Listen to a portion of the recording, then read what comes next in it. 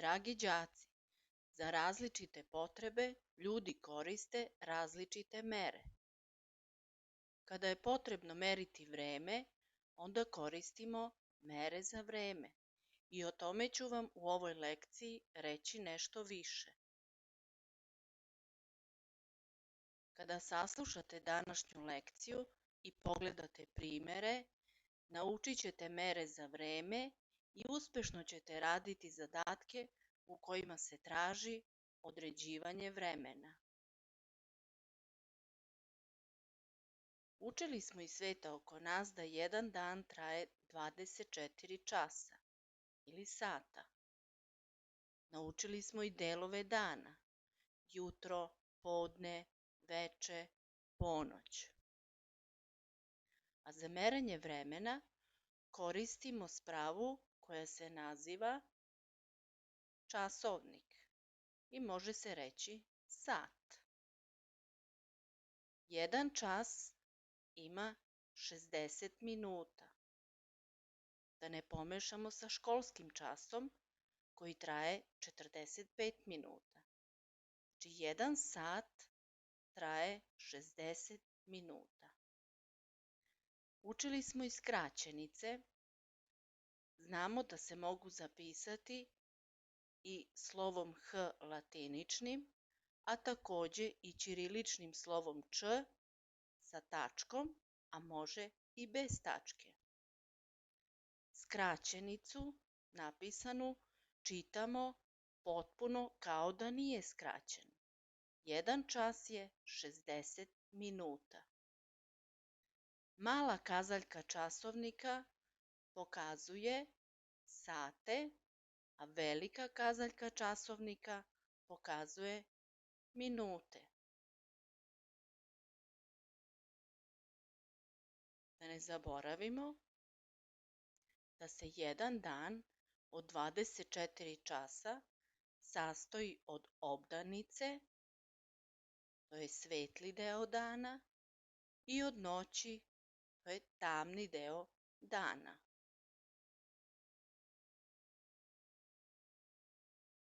Kako to izgleda da pogledamo?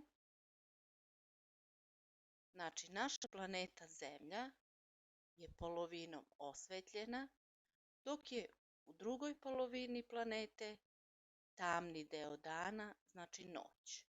I po tome određujemo i sate. Dan je vreme za koje se Zemlja okrene oko sebe, oko svoje ose. I za to je njoj potrebno 24 časa.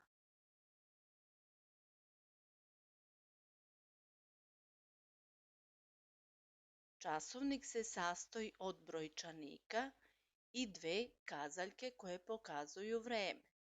Već smo rekli koje su to dve kazaljke, pa da ponovimo. Mala kazaljka i velika kazaljka. Mala kazaljka pokazuje sate, velika kazaljka pokazuje minute.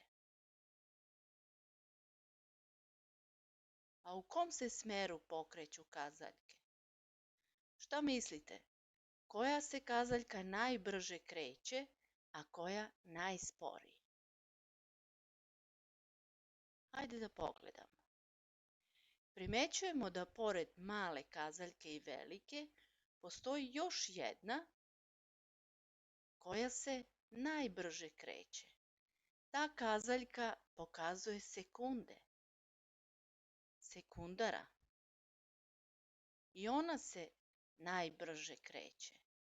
Zatim, velika kazaljka koja pokazuje minute i najsporije mala kazaljka koja pokazuje sate.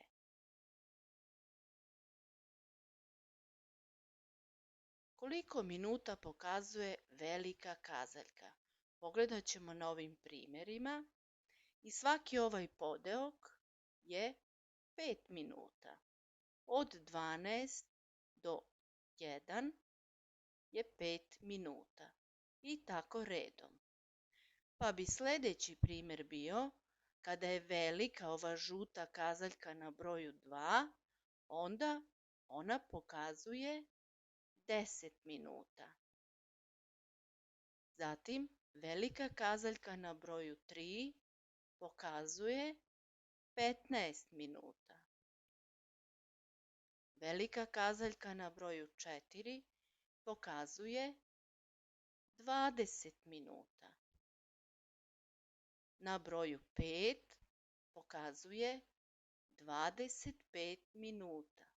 Već ste primetili da je za 5 minuta više. Svaki sledeći broj je 5 minuta više. Ako je kazaljka na broju 6,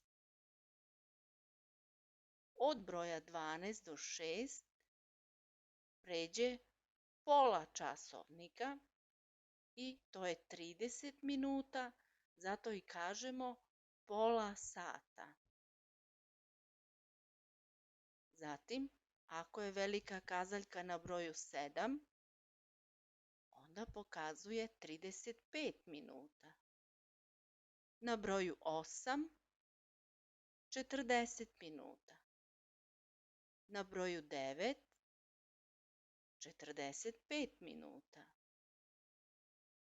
Na broju 10, 50 minuta. I pogađate već, ako je velika kazaljka na broju 11, časovnik pokazuje koliko minuta? Tako je, 55 minuta. Jedan čas ima 60 minuta.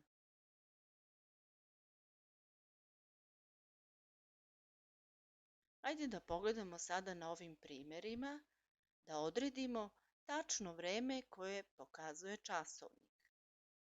Moramo voditi računa da li je reč o vremenu pre podne ili posle podne uveče. Ako gledamo časovnik pre podne, onda bi u prvom primeru, kada je mala kazaljka na broju 9, a mala kazaljka određuje sate, da bi rekli da je to 9 časova, a pogledajmo žutu kazaljku koja pokazuje minute. Malo pre smo videli da je broj 2 za veliku kazaljku onda kada pokazuje 10 minuta. Pa bi u ovom primeru bilo 9 časova i 10 minuta. Sledeći časovnik pokazuje malu kazaljku između broja 2 i 3. To znači da je 2 već prošlo. Ali za koliko minuta? Pogledajte gde je žuta velika kazaljka. Na kom broju? Na broju 7. Znači da je 2 časa prošlo za koliko minuta? 35. Pa bi bilo 2 sata i 35 minuta. Zatim sledeći primer.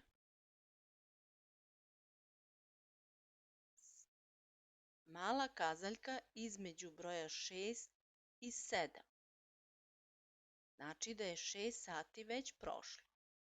Za koliko minuta? Velika kazaljka na broju 9 određuje da je to 45 minuta. Pa bi ovaj časovnik pokazao da je 6 časova i 45 minuta. Sledeći časovnik nam pokazuje 10 i 40. To bi se moglo reći 20 minuta do 11. Zatim sledeći časovnik 4 sata je prošlo. Skoro će 5. To je 4 sata i 55 minuta. Može se reći 5 minuta do 5. Ako govorimo o vremenu koje merimo posle podne i uveče, onda bi ovaj prvi primer kazao da je 17:50. Može se reći 10 do 6. Sledeći primer pokazuje opet mala kazaljka između broja 1 i 2, što znači da je 1 sat već prošao i to za 20 minuta već. Pošto je posle podne, onda kažemo 13 časova i 20 minuta. Sledeći primer vodimo računa da nije jutro, nego veče. Onda kažemo 21 čas i 35 minuta. Može se reći 25 do 10. Ali uveče. Znači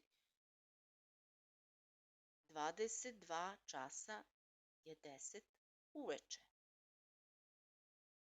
Sledeći primer nam kaže da je 23 časa i 20 minuta.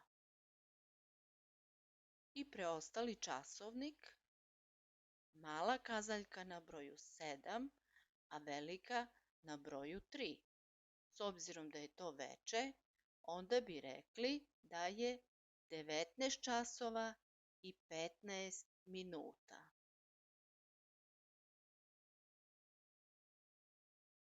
Ako bi imali brojčanik bez kazaljki, da mi moramo da docrtamo kazaljke, onda vodimo računa da je mala kazaljka za sate, a velika za minute.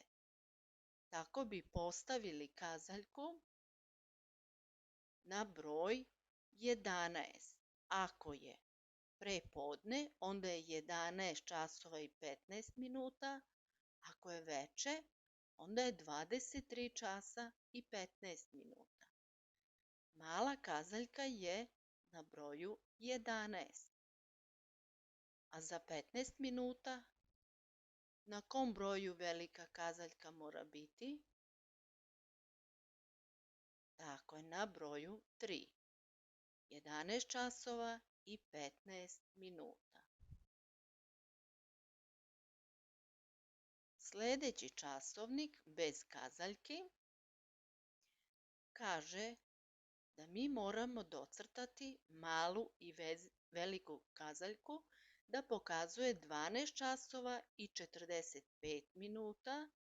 Ako je ponoć prošla za 45 minuta, da obratite pažnju, velika kazaljka je na broju 9. To označava 45 minuta. A mala kazaljka, vodimo računa, ne smemo je docrtati tačno na broj 12, nego između broja 12 i 1, zato što je 12 već prošlo i to za 45 minuta. Može se reći 15 do 1.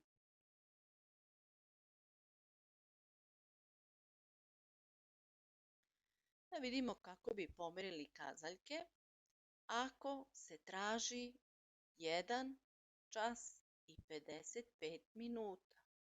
Mala kazaljka je na broju 1, a velika na broju 11 za 55 minuta. Vidite da je mala kazaljka prešla skoro do broja 2. Ako određujemo 7 časova, malu kazaljku postavljamo na broj 7, a veliku tačno na 12. I časovnik pokazuje 7 časova ili 7 sati. 4 sata. Mala kazaljka se postavlja na broj 4, a velika tačno na broj 12.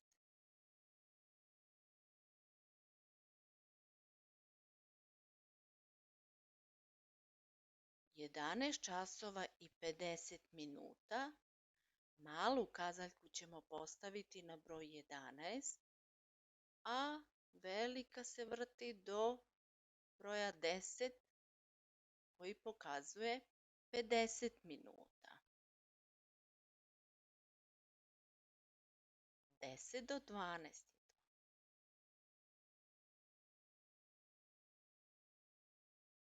Da pogledamo opet minute. 35 minuta na kom je broju? Stop, tačno na broju 7. 9 časova i 35 minuta. Na 8:40 velika kazaljka se pomera do broja 8. 8 časova i 40 minuta. 11 i da vidimo 5, 10, 15, 20, 25, 30, 35, 40, 45, 50, stop. Znači, ovaj časovnik pokazuje 11 časova i 50 minuta. Može se reći 10 minuta do 12. Obavezno treba zapamtiti da jedan dan traje 24 časa, 1 čas 60 minuta, 1 minut 60 sekundi. Mala kazaljka pokazuje sate, velika pokazuje minute. A postoji i kazaljka sekundara. I kada ona otkuca 60 sekundi, onda prođe 1 minut. Možete vidjeti primjer sprave koja meri samo sekunde. Ta se sprava još naziva i štoperica. Na njoj vidimo brojeve do 60. Znači svaki ovaj podeok je 1 sekunda. Kada jednom obiđe krug i dođe do broja 60, prođe 1 minut. Časovnika ima različitih. Budilnika, zidnih časovnika, ručnih časovnika, digitalnih časovnika, džepnih, peščanih, a neki su časovnici i prava umetnička dela. Takvi časovnici se još i nazivaju kuku časovnici. Da li pogađate zašto? Zato što imaju takav mehanizam kada otkuca pola sata ili 1 sat, pojavljuje se ptičica koja se oglašava. Kuku, kuku, zato se tako i zovu. Međutim, kada nije bilo ovakvih sprava za merenje vremena, u davna vremena, ljudi su opet na neki način merili vreme. I to pomoću sunca. Takvi časovnici su bili sunčani časovnici. Jer su ljudi primetili da se senka pomera tokom dana i da se njena dužina menja. Utvrdili su da tako mogu odrediti vreme u toku dana. Pogledajte na slici kako senka drveta različito pada. Najkraća senka je u podne tačno. Znate li da možemo i mi napraviti sunčani sat? Evo primjer jednog dečijeg grada. Kako to možemo uraditi?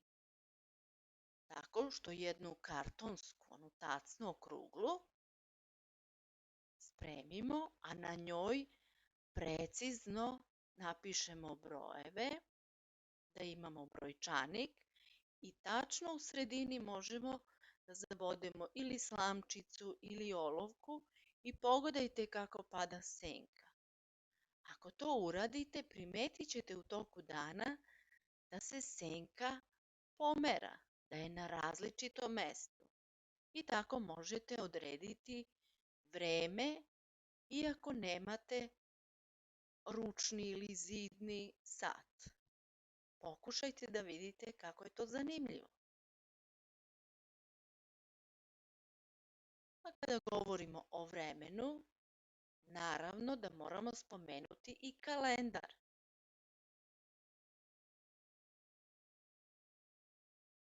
Evo jednog kalendara za 2020. godinu.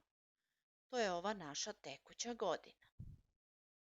Primetit ćete da na ovom kalendaru postoji tačan raspored meseci, da svaki mesec ima određen broj dana i dane koji su ponedeljak, utorak, sreda, četvrtak, petak, subota, nedelja. Tih 7 dana nazivaju se sedmica. Može se reći i nedelja dana. Svaki kalendar sadrži sve dane u jednoj godini raspoređene u nedelje i mesece. Ako pogledamo ovaj kalendar, redosled meseci je tačno utvrđen i ne možemo ga mi proizvoljno menjati. Zna se tačno koji mesec je po redu. Pa već vidimo da godina započinje januarom i to je prvi mesec u godini.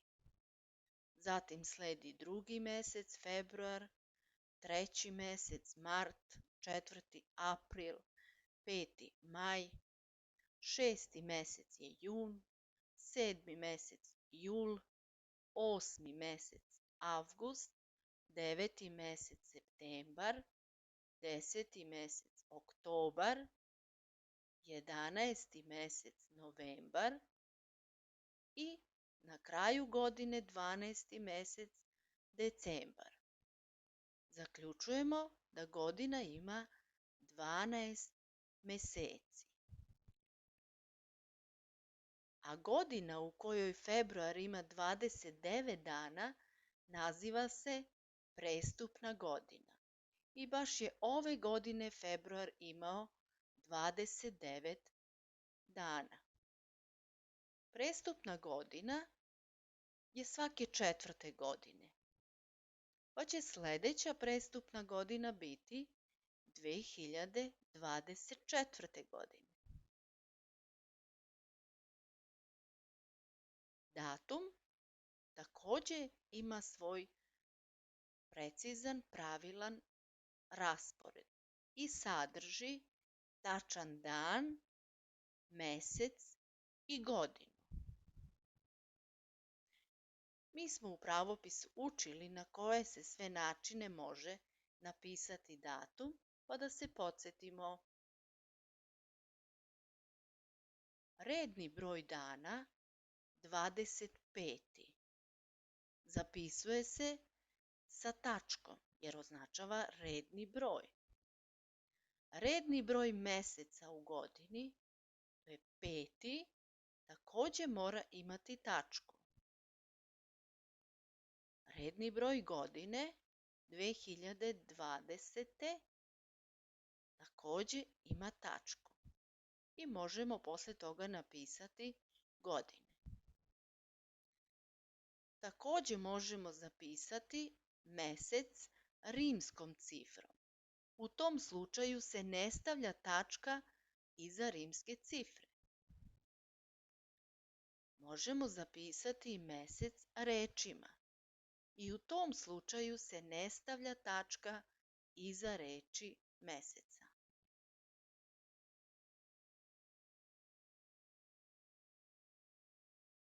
Da pogledamo malo pobliže jedan mesečni kalendar za ovaj tekući mesec maj.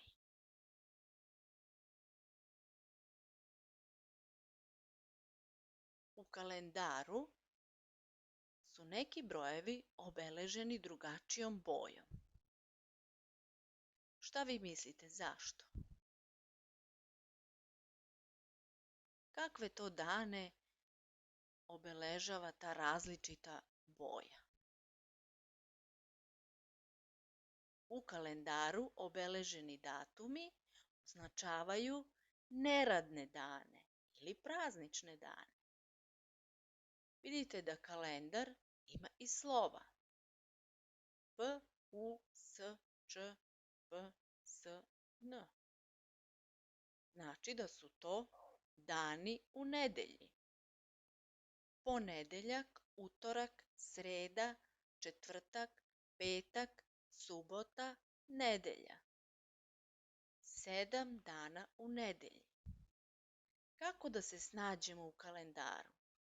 Kako da znamo koji dan je određeni datum? Pa evo recimo 25. maj. Koji je to dan u kalendaru? Znači, pogledat ćemo u pravcu, videti da je to ponedeljak. Ako želimo da znamo koji dan će biti 31. maja, opet gledamo u pravcu gde su obeleženi dani u nedelji, pa vidimo da će biti nedelja. Subota i nedelja su dani vikenda.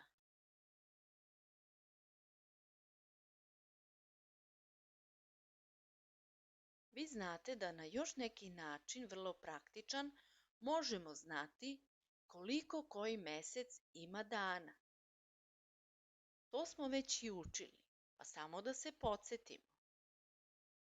Znači, januar, februar, mart, april, maj, jun, jul. Znači, ovo uzvišenje označava veći broj dana. Ajde da pogledamo koliko će dana imati oktobar. Vidimo uzvišenje da će oktobar imati 31 dan.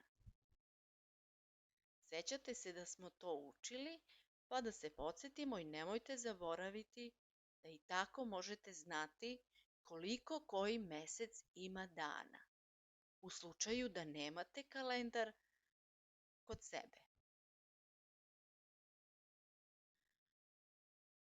Jedan zadatak za mesece. Ako je ovog meseca maj, koji će biti idući mesec, onaj koji tek dolazi?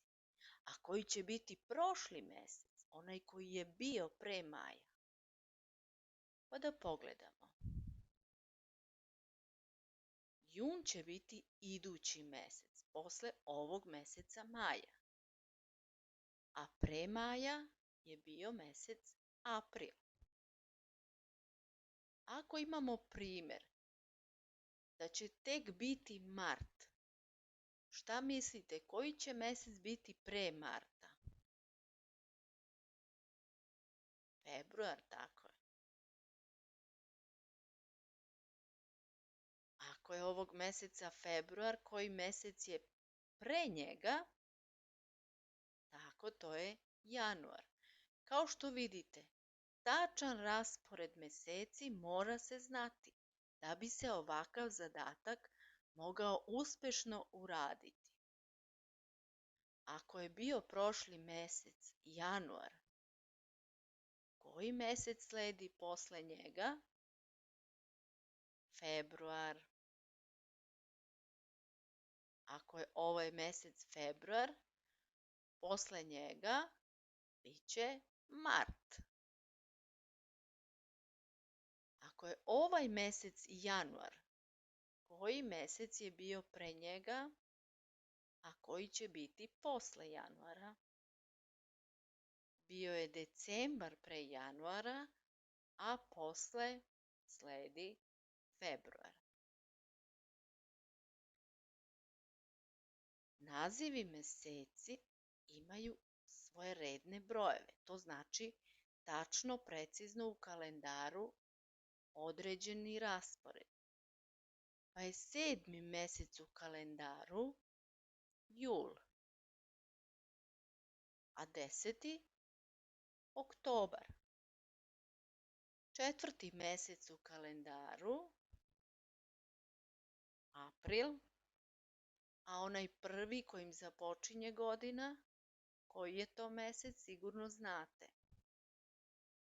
Januar. 12. mesec u kalendaru, onaj poslednji mesec u godini, je decembar. A 8. mesec u kalendaru avgust.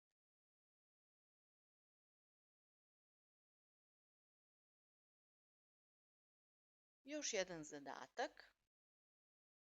Zadatak traži od nas da poređamo po veličini, ali pripazite, od najveće jedinice mere do najmanje. Koja bi ovde bila najveća jedinica za merenje vremena?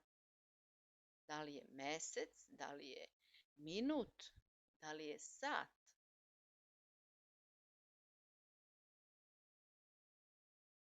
Najduži je mesec, a u jednom mesecu imamo nedelje, pa je zato nedelja sledeća. Zatim jedan dan, jedan sat i na kraju jedan minut. Najkraće traje jedan minut, a najduže jedan mesec. Jedinice za merenje vremena veće od sata su dan, sedmica, mesec, godina, a i decenija i vek. Jedna decenija je period od 10 godina, a jedan vek je period od 100 godina.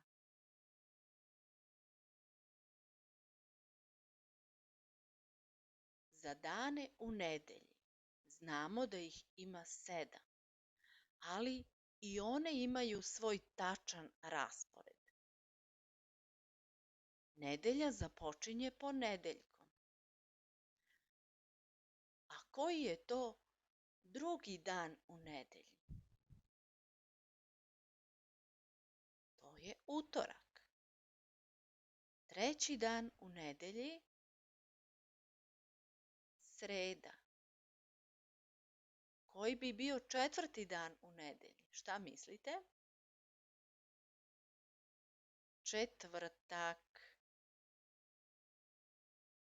Peti dan u nedelji, broj 5. Ima li u nazivu dana u nedelji nešto što nas podsjeća na taj broj? Na 5. dan u nedelji. Tako je, to je petak. 6. dan u nedelji je subota. I poslednji dan u nedelji je nedelja. Zato umesto sedmice možemo i da kažemo i nedelja. Eto, po tom poslednjem danu u nedelji. A kad bi imali ovakav zadatak da popunimo tabelu, ako znamo da je danas sreda, a da je juče bio utorak, morat ćemo znati i koji je dan sutra, koji prekosutra. U odnosu na danas, juče je jedan dan pre, prekjuče 2 dana pre današnjeg dana, Ako mislimo na sutra i prekosutra, onda je to jedan dan posle današnjeg i 2 dana posle današnjeg.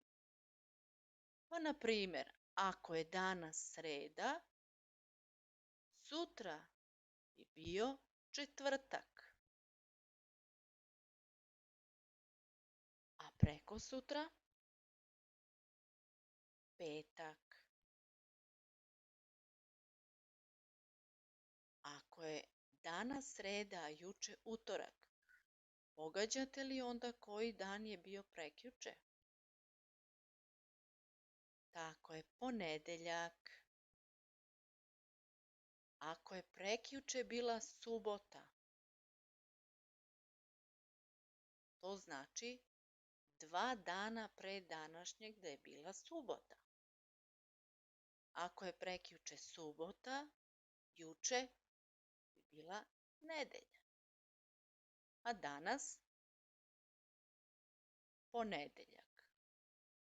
Danas jeste ponedeljak, jel tako? A juče je bila nedelja, a prekjuče je bila subota. Sada pogledamo unapred. Ako je danas ponedeljak, koji će dan biti sutra? Biće utorak. A prekosutra? Sreda. Ako je prekosutra, a šta to znači prekosutra? 2 dana unapred. Ako je prekosutra bio četvrtak, onda bi sutra bila sreda, a danas utorak.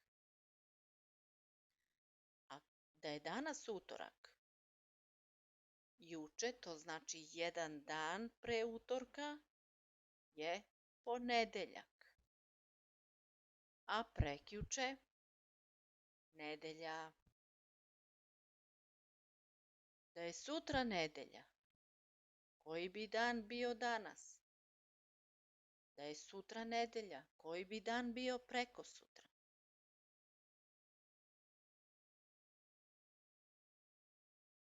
Ako je sutra nedelja, danas bi bila subota, a prekosutra ponedeljak.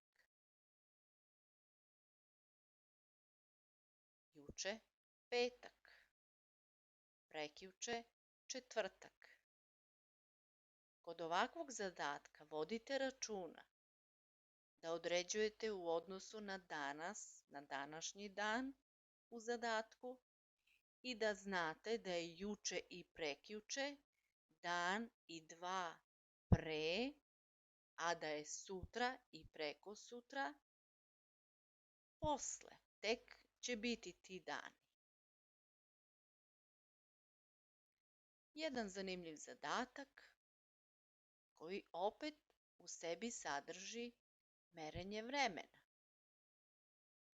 Tele popije za 1 sedmicu 8 kanti mleka.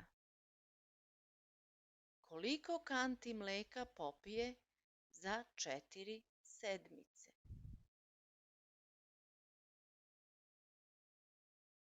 Ako u jednoj sedmici popije 8 kanti, kako postavljamo taj zadatak?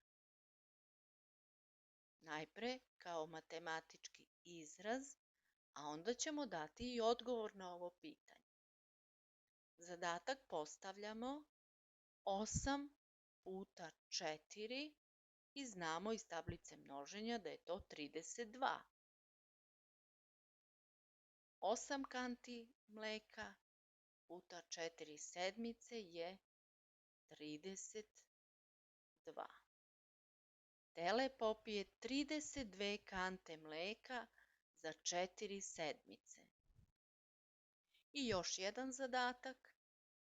Maja pije lek protiv upale grla na svakih 6 sati. Koliko će puta uzeti lek u toku jednog dana?